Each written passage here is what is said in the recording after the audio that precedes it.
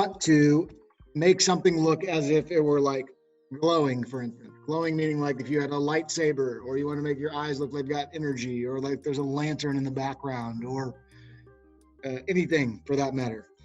The way to do it is like this. Check this out. It's a fun little trick where you can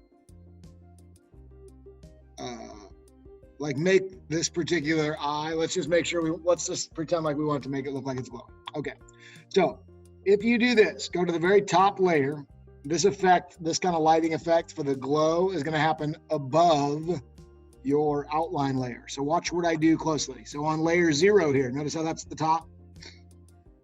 If I make a new layer above it, you see how it's way above? What I can do now is, because I'm unencumbered by anything, like if I just start coloring, you see how it's like right on top? What I can do is I can go make my brush a soft brush, like a soft brush like this, right? I can then hover it over the area that I want to make glow. Make my cursor a little bit larger like this. And then all I've got to do is, this actually acts like a stamp. If I click one time, it'll stamp a little white paint thing. See that? So if I do that, it's basically just making a single circular stamp on the glow like that, on the eye. And what it'll do is it'll give the effect of like a glow or like a lens flare.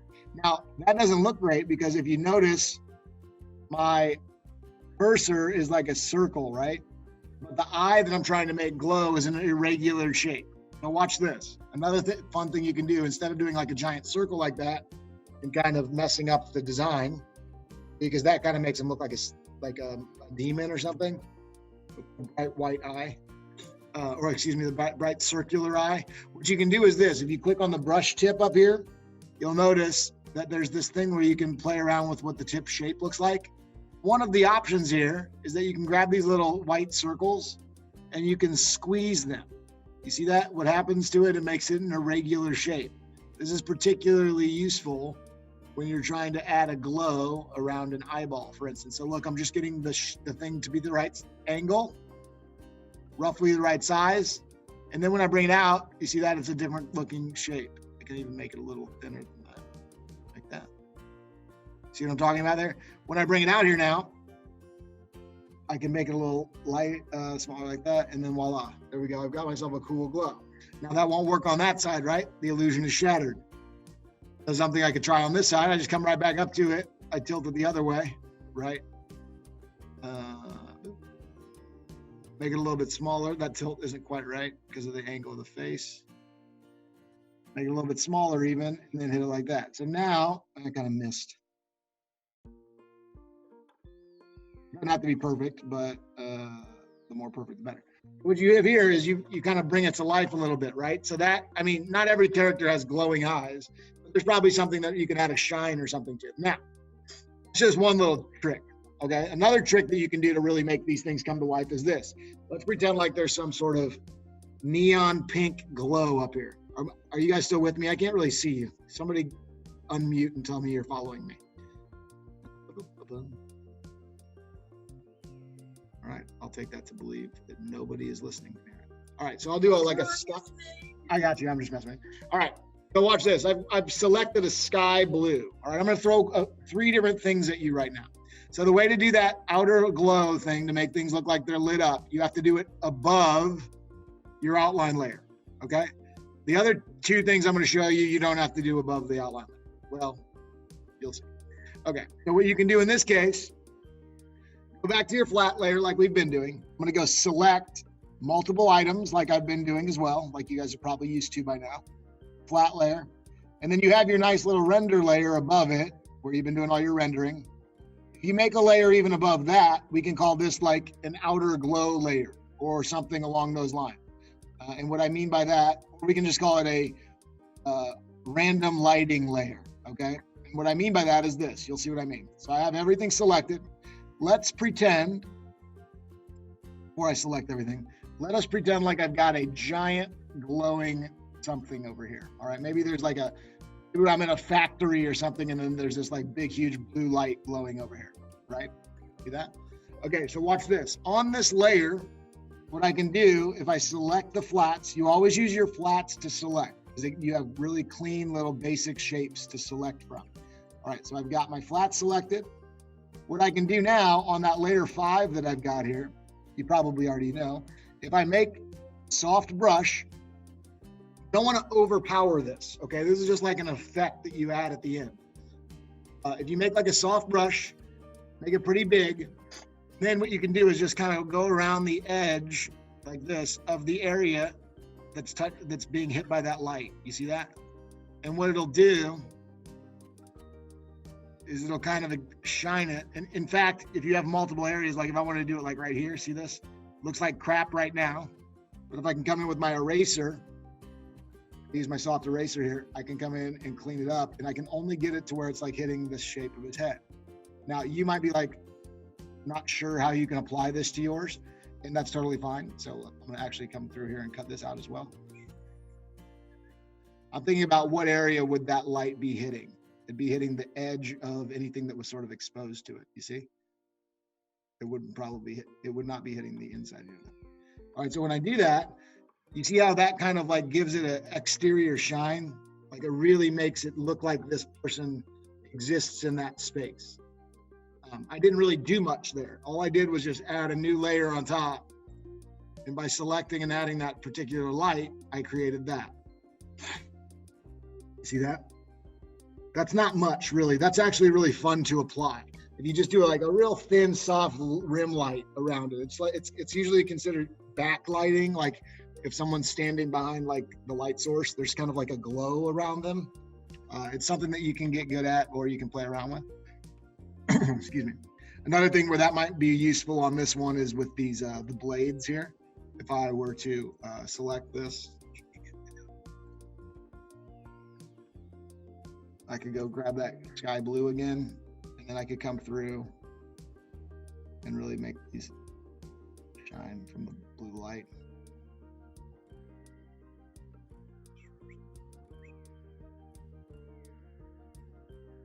See what I'm saying? It just really makes things stand out. It makes them kind of come to life. Excuse me. Okay, so that's a way to add like a completely off the wall color to backlight something to make it stand out. So that's how to make a glowing surface, and then also how to add some sort of backlight or some random color choice. I could have another color hitting him from the other side. Like if I had pink down here and lit the other side faintly, it would even add that much more. Usually when these things are dynamically lit or they have like really cool colors hitting them, it makes them stand out all the more. Okay, so that concludes that part. Now for the other part that I want you to do, and again, you can use this video again as reference. The other part that I'd like for you to do is this.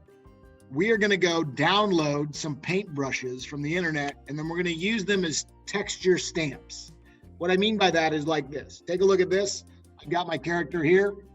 I'll show you some of the ones that I already have downloaded. So watch, when I go up to my paintbrush tips up here, you will notice that maybe yours, you don't have nearly as many of these little folders as I do. That's because I've been accumulating these over the years. These are all free to use. The artists who created them want you to use them. So for instance, if I come down here to this one that says, oh, I don't know, come here, cloud brushes. You see that? When I click on one of these, whoopsie, and I come over here, you can see notice how my cursor is like really strange right now? Like really, really strange. I'll work behind my character. So what that is giving me an image preview of this sort of cool brush stamp. So I can change the color of it, and when I hit it, I'm on my eraser, hang on just a second. So I can change the color of it, and then when I hit it with a color like that, it creates like a cloudy surface. Here, let me show you that. See how it makes it look like a cloud? And I could come in with my eraser even, and I could take off some of it like that. Look, it looks like Wolverine is flying through the air, right? So that's just me hitting that with a single brush texture. So let me get rid of that. Show you some other ones that I have. Like you could do, I have some really fun ones. I use these quite often for my backgrounds in my comic book, or I use a version of them. So there's this lightning one, right? I have a lightning brush. I could take this brush and hit it like that, and all of a sudden there's lightning in the background. You don't want to do it over and over though, because then it ruins the illusion, right? You want to use these subtly. A little bit here and there goes a long way. one thing that I do pretty often in my comic book is my character Magnus has like lightning effects that hit him. So like I could do something like that. See how it's like that blue lightning? It actually kind of works with what we're, oopsie. It does kind of actually work with what I'm trying to do here.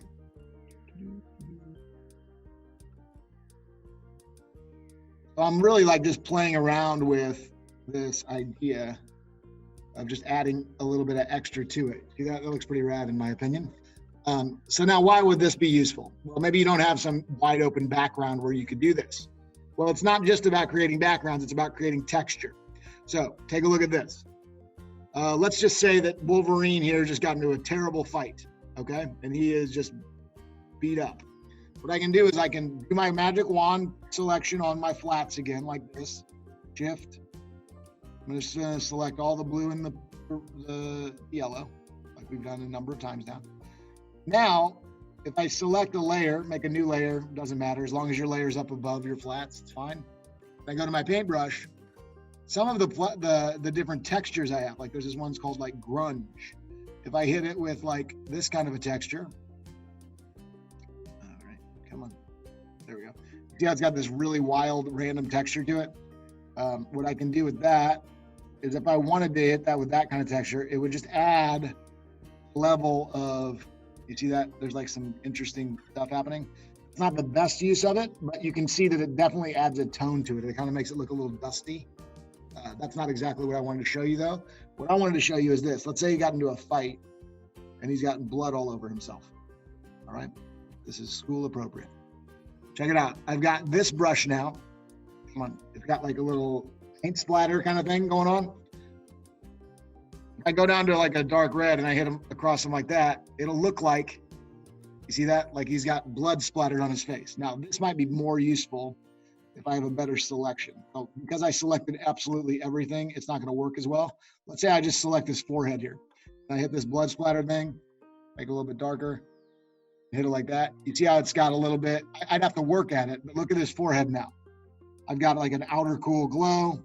I got a little blood hitting his face. It's looking pretty cool. Now I'm gonna go back and grab like his mouth area, right?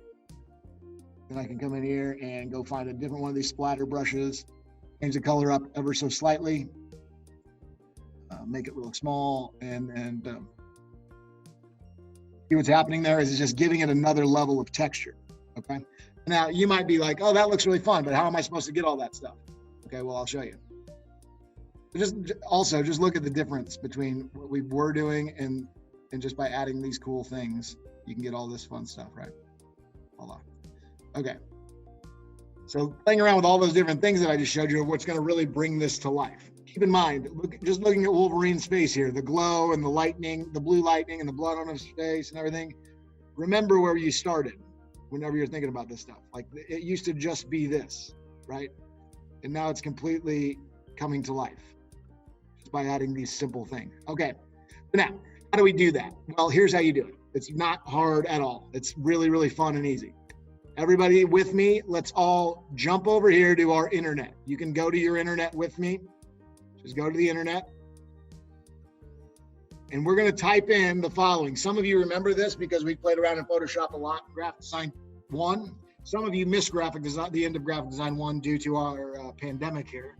So here's what you do. Does anybody remember the name of the website where we can download fun brushes? And it's totally okay if you don't. Well, also, first of all, I should say there are thousands of places where you can download Photoshop brushes. One that I like to use, it's very easy to use, it's school friendly, is called this, myphotoshopbrushes.com. myphotoshopbrushes.com. I'm throwing a lot at you right here, and it's totally fine. I'm just showing you some ideas, all right? So I want you to come play around with this later, but you can follow along with me right now. And I want to show you how simple this is. Everybody do this with me, okay? When you get to my Photoshop brushes, there's quite a lot. In fact, there's and more. I never noticed that. All right, but we don't worry about the and more. We only want the brushes. So the way you navigate this website, don't just start clicking on the front here, because as most of you who are familiar with websites know, that's more of like a home screen, right? So we want to get to specifically what we want. So what we want are brushes. It's this first little icon right here. When I click on this, you're going to see these little thumbnails. They're like cover pages for what are called brush packs. Okay, so basically what they do is they'll give you an image of the type of textures and effects you can create with the particular packs in that brush pack. So like there's this one here that looks like watercolor brushes, right? There's some that are just birds, like stamps of birds. It's really kind of fun to play around with. You can also go up here to categories and you can search by, sort by, there used to be a thing where I could, well, anyway, maybe they got rid of that. You used to be able to select by like nature, splatter. Well, let me just show you how this works. All right, so you can spend some time searching through this if you want. Okay, joyful brushes. I'm gonna just click on joyful brushes. This is important so that you don't put a virus on your computer. So pay attention, everybody. So when you see this thing, it looks nice.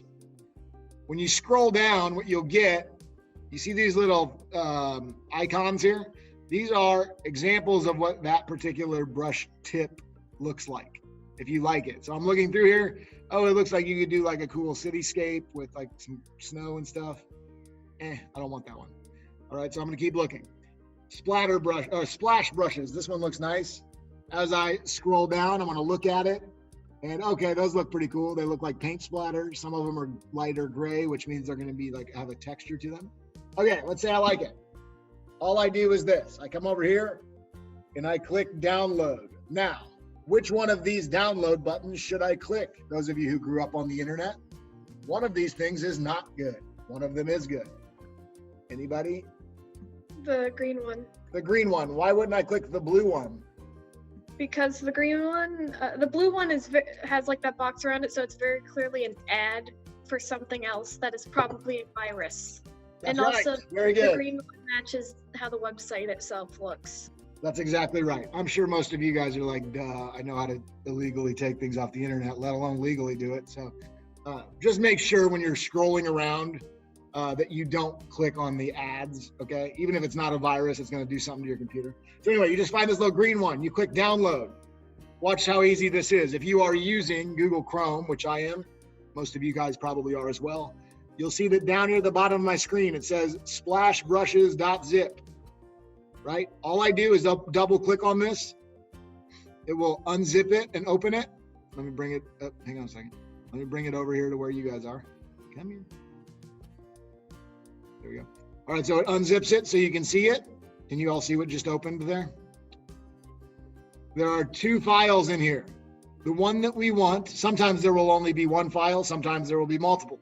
The one that you want is this one that says ABR file, Adobe brush file. There's also these, it'll have this little icon of these two little dots.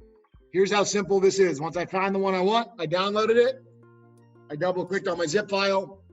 Now all I have to do is double click on ABR file and it will automatically load that into my brush panel. So now that I found those little splatter brushes, that was super fun. Let's go check it out over here into my brush pot. Let's go over to my brushes. When I come over here to my brushes, it'll probably be at the very bottom. What was it called? Splash. Look at that. Splash brushes by Brielle. I don't know. I open up that folder and look at all those fun little brushes. I just got them off the internet and now I can already use them simply by double clicking. So I click on this one here. It looks really fun and wild. Make sure if you have caps lock pressed, you won't be able to see the live preview of your brush tip. Now, what we don't want to do when you have these downloaded is you don't want to draw with them. They're not intended for that. There are some that are intended for that, but these ones that look like image files, they're not intended for that. What they're intended for is to be used as stamps. See that? Voila. You don't want to also, if you have a cool image file or a cool image brush like this, they're intended to also be irregular and used sparingly. So like if I just keep doing the same thing over and over, it completely shatters the illusion, right? So maybe if I want to do like a big one hanging off the edge in the corner like that, that would be cool.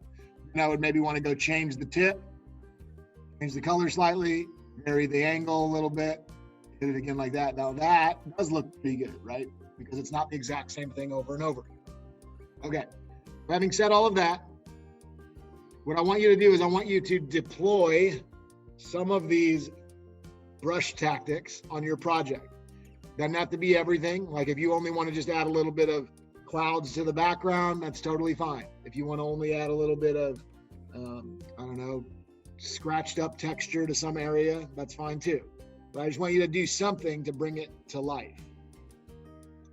The key element here, guys, one of the key things that I forgot to briefly mention is that you want to do all of your selection from the flats layer. All right, you always want to go back to that flats layer, and you're always going to want to select from it first with your magic wand.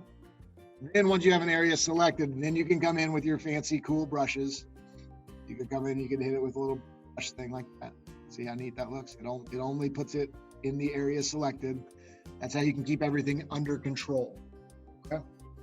Okay, it was kind of a lot to throw at you, although this is obviously going to be recorded and saved, so you can come back and access it later if you'd like. But I think that concludes the digital painting lesson.